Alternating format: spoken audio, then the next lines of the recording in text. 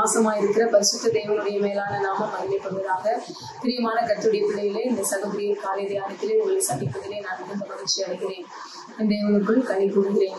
இந்த நாளிலும் கூட இந்த வருஷத்தின் கடைசி மாசத்திலே நம்மை கொண்டு வந்து நிறுத்தின தேவாதி தேவனுக்கு கிருபையாய் நம்மை பாதுகாத்து நம்மை நடத்தி வந்த ராஜாதி ராஜாவுக்கு நாம் அதிகமாக நன்றி செலுத்துவோம். ஏனென்றால் இந்த நாட்கள் டிசம்பர் என்று சொல்லும் போதே இது பண்டிகை நாளாக இருக்கிறது.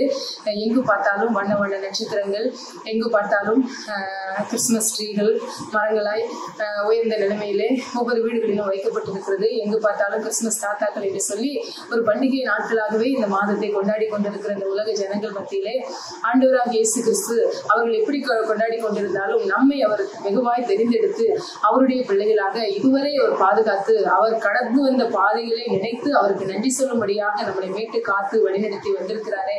இந்த கடைசி மாசத்திலே நம்மளை கொண்டு வந்து சேர்த்திருக்கிறாரே, கிருபையாய் நம்மளை காத்திருக்கிறாரே. அந்த தேவனுக்கு நன்றியுள்ள பிள்ளைகளாக நீங்களும் நானும் வாழும்படியாக ஆண்டவருக்கு நாம் நன்றி செலுத்துவோம். ஏனென்றால் இந்த வருஷத்தை துவக்கின அநேகர் இந்த வருஷத்தின் முடிவிலே இல்லாத நிலைமையில இருக்கிறார்கள். மரணத்தை தழுவிக்கொண்டு அநேகர் இருக்கிறதை நாம் பார்க்கிறோம். ஆனால் நம்மை பாதுகாத்து வழிநடத்தின நம்முடைய ராஜாதி ராஜாவுக்கு நாம் நன்றி செலுத்துவோம். இந்த நாளிலும் நம்முடைய சிந்தனைக்கு ஆதாரமான வேத வசனத்தை தேவன் நம்மளோடு பேசும்படியாக யோசுவா புஸ்தகத்திலே 24ஆம் அதிகாரம் அதனுடைய 17ஆம் வசனத்தின் பின்பகுதியை நாம் வாசிக்கும் போது, நான் நடந்த எல்லா வழியிலும் நான் கடந்து வந்த எல்லா ஜனங்களுக்குள்ளும் நம்மை காப்பாற்றினவர் நம்முடைய தேவனாகிய கர்த்தர் தாமே.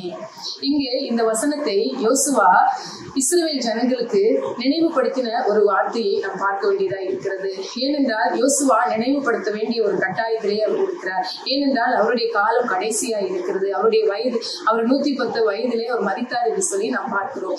இந்த அதிகாரத்திலே அவர் இந்த வார்த்தை தான் ஒரு கடைசி ஒரு பிரசங்கமாக கூட காணப்பட்டதை நாம் பார்க்க முடியும். இஸ்ரவேல் ஜனங்களுக்கு தேவன் தான் ரட்சகர், கர்த்தர் தாமே நம்மளை வழிநடத்தினாரே என்று சொல்லி அவரை துதிக்கும்படியாக, அவரை விட்டு வழிவிலகி போகக்கூடாது என்பதை இந்த ஜனங்களுக்கு நினைவுபடுத்தும்படியாக அவர் அந்த ஆத்தும தாகம் உள்ளவராக அவர் என்ன செய்கிறார், அந்த ஜனங்களுக்கு நினைவுபடுத்தின வசனத்தை தான் இங்கே நாம் வாசித்த இந்த வசனமாக இருக்கிறது.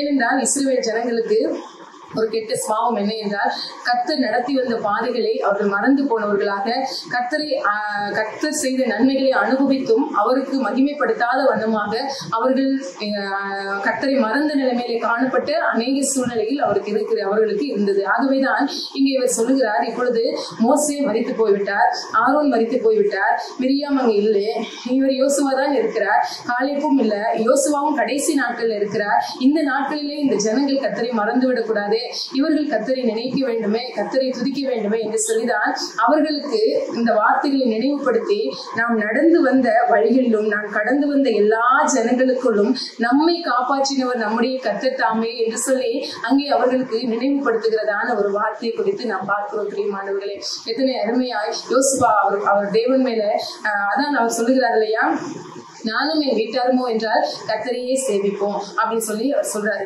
அப்போ அந்த ஜனங்களை பார்த்துதான் அவர் சொல்றாரு, ஆண்டவர் எமோரிய ராஜாக்களிடத்திலிருந்து நம்மளை தப்புவித்தாரே, அது மாத்திரமல்ல சிவந்த சமுத்திரத்திலிருந்து நம்மளை பாதுகாத்தாரே, பார்வோனின் சேனைகளில் இருந்து நம்மளை மீட்டெடுத்தாரே, எல்லாம் அவர்தானே நமக்கு செய்தார் என்று சொல்லி அந்த ஜனங்களுக்கு தேவன் நடத்தி வந்த அந்த வழிகளை நினைவுபடுத்துகிறதான ஒரு காரியத்தை தான் இங்கே பார்க்கிறோம். ஆகவே அப்படிப்பட்ட அந்த தேவனை நானும் என் வீட்டாருமோ கர்த்தரையே சேவிப்போம். நீங்கள் யாரை சேவிக்க போகிறீர்கள், நீங்கள் எப்படி நடந்து கொள்ள போகிறீர்கள், இந்த காலத்திலே நீங்கள் யாரை பின்பற்ற போகிறீர்கள் என்று சொல்லி அவர்களுக்கு நினைவுபடுத்தி அவருடைய ஆதங்கத்தை அங்கே வெளிப்படுத்தக்கூடியதான ஒரு ஆசாரியனை நாம் அங்கே பார்க்க முடிகிறது, ஒரு ஊழியரை நாம் பார்க்க முடிகிறதை பார்க்கிறோம். உடனே இந்த ஜனங்கள் அங்கே மனம் உருகினவர்களாக இந்த தெய்வத்தை பின்பற்றுவதற்கு அவர்கள் முன் வந்ததை நாம் பார்க்கிறோம். ஆம், கர்த்தர் தாமே எங்களை நடத்தினார், எத்தனை பாடுகள் மத்தியில, எத்தனை சோதனைகள் வேலைகளில எங்களை அவர்தாமே நடத்தி வந்தார். இந்த ஜனங்களாக எங்களை அவர் இந்த பாதைகளிலே அவர் நடத்தி வந்தாரு. நாங்களும் அவரைத்தான் ஆராதிக்க போகிறோம், நாங்களும் அவரைத்தான் தொழுது கொள்ள போகிறோம். மோசே எங்களை காப்பாற்றல, ஆரோன் எங்களை காப்பாற்றல, மிரியாம் எங்களை காப்பாற்றல, நீரும் எங்களை காப்பாற்ற போவது, யோசுவாவாகி நீரும் கூட எங்களை காப்பாற்ற போவதில்லை, எங்களை காப்பாற்றுகிறவர் கர்த்தர் தாமே என்று சொல்லி அந்த ஜனங்கள் அவருடைய வார்த்தைகளுக்கு கீழ்ப்படிந்து அந்த தேவனை அவர்கள் நோக்கி பார்ப்பதற்கு முற்பட்டதை குறித்து நம்ம பார்க்கிறோம். பிரியமானவர்களே, அதான் நடந்து வந்த வழிகள், கடந்து வந்த எல்லா ஜனங்களுக்குள்ள அவங்க எங்க போயிட்டாங்க, நடந்து வந்த வழிகள் நோக்கி பார்க்கிறாங்க. அவங்க எகிப்து தேசத்தை நினைச்சு பார்க்கிறாங்க. ஏன்னா எகிப்து தேசத்துல அவங்க எப்படியாய் அவங்க அங்க கஷ்டப்பட்டாங்க. 430 வருஷம் அங்க எகிப்து தேசத்துல கண்ணீரும் கவலையும், அங்க தண்ணீரற்ற நிலைமையும், அங்கே கொடுமைகளும் வாதைகளும் அனுபவித்த அந்த மக்கள் எத்தனை எங்க பரிசுத்த பிதாக்களையும் எங்களையும் ஆண்டவர் நடத்தி வந்தாரு. அந்த 430 வருஷம் அங்க அடிமைத்தனத்துல இருந்தாங்க. அதுக்கப்புறம் 40 வருஷம் அவங்களை நடத்தி வந்தார். இந்த 470 வருஷம் கர்த்தர் எவ்வளவாய் அவங்களை நடத்தி வந்தார் என்று சொல்லி அதையெல்லாம் நினைத்து அவங்க ஆண்டவரை துதிக்கும்படியாக அவர்கள் தங்களை ஆராய்ந்து பார்ப்பதற்கு யோசுவா ஒரு மூல காரணமாக இருந்ததை குறித்து நாம் பார்க்கிறோம். ஏனென்றால் ஜனங்கள் மேல அவ்வளவு வாஞ்சை அவருக்கு. ஏனென்றால் இந்த கடைசி ஊழியமாய் அவருக்கு இந்த 24வது அதிகாரத்திலே அவர் 110 வயதிலே அவர் மறி போகிறார் என்று சொல்லி நாம் பார்க்கிறோம். ஏன்னால் கடைசி ஒரு ஊழியமாக இந்த ஒரு காரியத்தை அவர் அந்த இஸ்ரவேல் ஜனங்களுக்கு அவர் நினைவுபடுத்தின காரியங்களை கூட நாம் பார்க்கிறோம். பிரியமானவர்களே, அந்த ஜனங்கள் கர்த்தரை நினைத்தறினார்கள், கர்த்தர் தாமே எங்களை நடத்தினார் என்று நன்றி சொன்னார்கள். நீங்களும் நானும் கூட இந்த வார்த்தையை நினைத்து பார்ப்போம். இந்த வருஷத்தின் கடைசியில நாம நிற்கிறோம். பிரியமானவர்களே, நாம் நடந்து வந்த வழிகள், நாம் கடந்து வந்த பாதைகள், ஜனங்களுக்குள்ளே கர்த்தர் தாமே நம்மளை நடத்தினார் என்பதை நாம் நினைத்து எத்தனை நாம் அங்கலாய்த்த வேலைகள் உண்டு, எத்தனை நாம் பரிதவித்த வேலைகள் உண்டு, நாம் எத்தனை இழந்திட்ட வேலைகள் உண்டு. அதையெல்லாம் நாம் இந்த நாட்களிலே சரி செய்து தேவன் நம்மை நடத்தி வந்தாரே, இந்நிலையிலே நம்மளை கொண்டு வந்து நிறுத்தி இருக்கிறாரே, நம்மளோடு கூட அவர் வழித்துணையாய் வந்தாரே.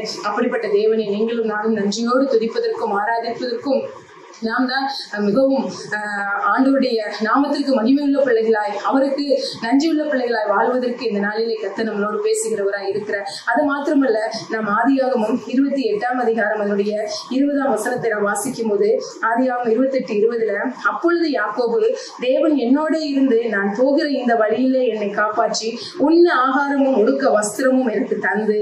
இங்கே யாக்கோபை குறித்து நாம் பார்க்கிறோம். பிரியமானவர்களே, யாக்கோபு தனித்து விடப்பட்ட ஒரு நிலைமையை நாம் பார்க்கிறோம். தனித்து விட்டு இறக்கப்பட்ட ஒரு நிலைமை. காரணம், ஈசாக்கும் ரெபெக்காலும் அவரை இந்த வீட்டை விட்டு வெளியே அனுப்ப வேண்டிய ஒரு கட்டாயத்தில். ஏனென்றால் அப்பொழுதுதான் ஏசாவுக்கு தப்பித்து அவர் போக வேண்டும். அப்படிப்பட்ட சூழ்நிலையிலே தாயும் தகப்பும் அவரை வீட்டை விட்டு வெளியே அனுப்புகிறார்கள். கூடார வாசியாய் குணசாலியாய் இருந்த யாக்கோபு தனித்து விடப்பட்ட நிலைமையிலே ஒரு நாளும் அவர் காணப்பட்டதில்லை. ஆனால் இப்பொழுது தனித்து போக வேண்டிய ஒரு சூழ்நிலை, தன்னுடைய மாமனாரை தேடி அவர் தனித்து போக வேண்டிய வனாந்திர பாதையிலே போக வேண்டிய ஒரு சூழ்நிலை. அவர் எவ்வளவு மனநிலையோடு அவர் கடந்து வந்திருப்பார். அப்படிப்பட்ட அவர் சூழ்நிலையிலே அவர் கடந்து வரும்போது எத்தனை திகிலோடு எத்தனை பயத்தோடு அவர் தூக்கம் வந்ததினாலே அவர் கல்லை தலையிலே வைத்து அவர் படுத்து தூங்கி கொண்டிருக்கும் போது அந்த ஏணி வழியாக கர்த்தருடைய தரிசனமும் அங்கே போனதை நாம் பார்க்கிறோம்.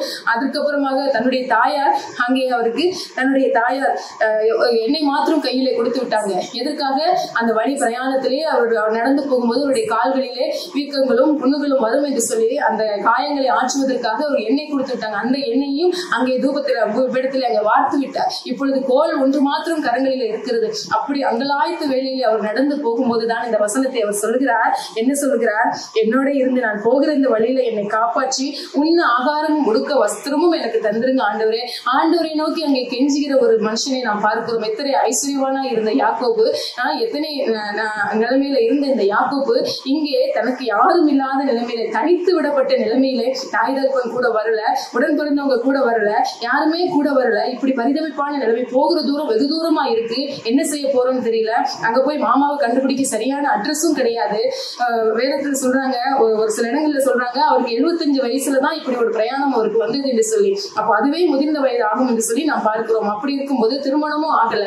அப்படிப்பட்ட நிலைமையில அவருடைய வாழ்வு அடுத்து என்னமாகும்னே தெரியாத நிலைமையில தான் கர்த்தரை நோக்கி பார்க்கிறார். நீங்க எனக்கு உடுக்க வஸ்திரமோ எனக்கு உண்ண உடையும் கொடுத்து என்னை நடத்திடுவீங்களா ஆண்டவரேன்னு சொல்லி அங்கே கெஞ்சுகிற யாக்கோபை பார்க்கிறோம். பிரியமானவர்களை, தனித்து விடப்பட்ட நிலைமை வரும்போது கர்த்தரை நோக்கி பார்க்கிறார். இங்கே அநேக வேலைகளில் எல்லாருடைய நிலைமைகள் நம்ம கூட வருகிறவங்களுக்கு எல்லாம் ஒரு எண்ட் பாயிண்ட் கர்த்தர் கொடுத்திருப்பாரு. பிள்ளைகளா இருந்தாலும் சரி, கணவனா இருந்தாலும் சரி, பெற்றோர்களா இருந்தாலும் சரி, ஒரு ஸ்டேஜுக்கு மேல அவங்களால நம்மளை பார்க்க முடியாது. நம்மளை பார்ப்பதற்கு கர்த்தர் மாத்திரமே நம்மளோட கூட இருப்பார். நம்மளை வழித்துணையாய் அவர் மாத்திரமே வரும். அவங்க எல்லாம் ஒரு ஸ்டேஜுக்கு அப்புறம் பார்க்க மாட்டாங்க. ஆனால் நாம் ஆராதிக்கிற தெய்வம் நம்ம என்றென்றைக்கும் வழிநடத்தி யுகாயுகமா எத்தனை எல்லைகளை கடந்து நம்மளை காப்பாற்றுவதற்கு அவர் போதுமானவராய் இருக்கிறார். பிரியமானவர்களே, அப்படித்தான் இந்த நல்ல தெய்வம் இந்த வருஷத்திலும் நம்மளை காப்பாற்றி இந்த கடைசி கடைசி மாதத்திலே நம்முடைய தனித்து விடப்பட்ட நிலைமைகள் அநேகம் நமக்கு இருந்திருக்கும். நம்ம புறக்கணிக்கப்பட்ட நிலைமையில அநேகம் இருந்திருக்கும். நம்ம எத்தனையோ தாழ்வான சூழ்நிலைகளை நோக்கி நம்ம கடந்து போயிருப்போம். ஆனாலும் அவர் பாதுகாத்தாரே, நம்மை வெற்றி சிறக்க பண்ணினாரே, இதுவரை கடத்தி வந்தாரே,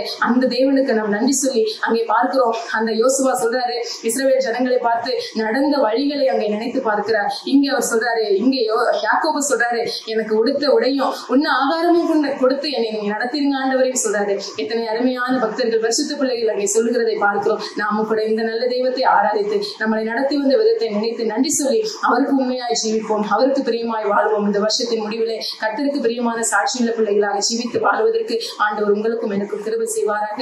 தேவனுடைய நாமம் இன்றும் சதா காலங்களிலும் மகிமைப்படுவதாக. ஆமென்.